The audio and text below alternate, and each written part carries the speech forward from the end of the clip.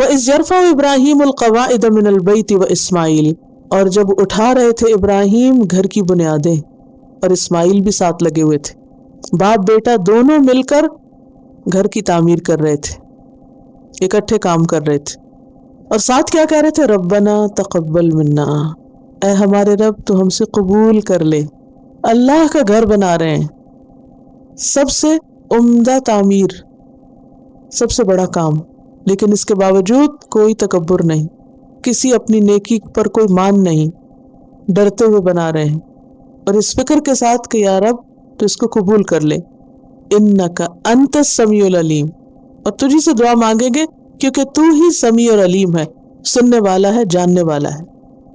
تو اس آیت سے بھی ہمیں بہت سی باتیں پتہ چلتی ہیں۔ نمبر 1، ابراہیم اور اسماعیل علیہ السلام کی فضیلت، ان کی عاجزی، اور پھر یہ کہ کسی کا مقام اور مرتبہ کتنا بھی بڑا کیوں نہ ہو وہ اللہ ہی کا محتاج ہے۔ اور یہاں ابراہیم اور اسماعیل اپنے کارناموں کا ذکر نہیں کر رہے کہ یا رب دیکھ تو ہم نے تیرے لیے کیسا گھر بنایا، بلکہ کیا کہہ رہے ہیں؟ تقبل، اللہ قبول کر لے۔ تو ہم سب کے لیے ایک بہت بڑا سبق ہے اس آیت میں کہ ہم کوئی بھی کام کریں، نمبر 1 اس پہ شیخی نہ بگاڑیں، نمبر 2 اس کا بار بار تذکرہ نہ کریں ہم نے یہ بھی کیا اور ہم نے وہ بھی کیا، نمبر 3 اعمال کی قبولیت کی فکر کریں، کیونکہ بہت سے لوگ ایسے ہیں جو نیک کام کرتے ہیں لیکن انہیں حاصل کچھ بھی نہیں ہوتا، عاملۃ ناصبہ۔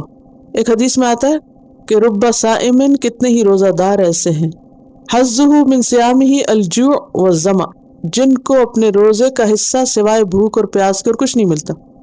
کتنے ہی روزہ دار ایسے ہیں کہ جن کو روزے سے سوائے بھوک پیاس کے اور کچھ بھی نہیں ملتا۔ کیوں نہیں ملتا بھوک پیاس کے سوا؟ کوئی اجر نہیں، کوئی ثواب نہیں، کوئی تقوی نہیں، کچھ حاصل نہیں ہوتا، کیونکہ وہ دکھاوے کا ہوتا ہے یا اس کے تقاضے پورے نہیں ہوتے۔ ورب قائم، اور کتنے ہی راتوں کو قیام کرنے والے، تہجد پڑھنے والے، حظہ من قیامہ السحر، جن کو اپنے قیام سے سوائے رات جگہ کے کچھ نہیں ملتا، تو صرف جاگتے ہیں، بس شب بیداری ہوتی ہے اور کچھ نہیں حاصل ہوتا۔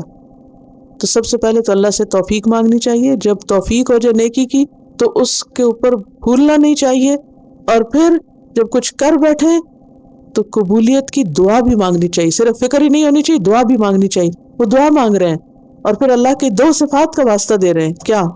کہ تو سمیع علیم ہے۔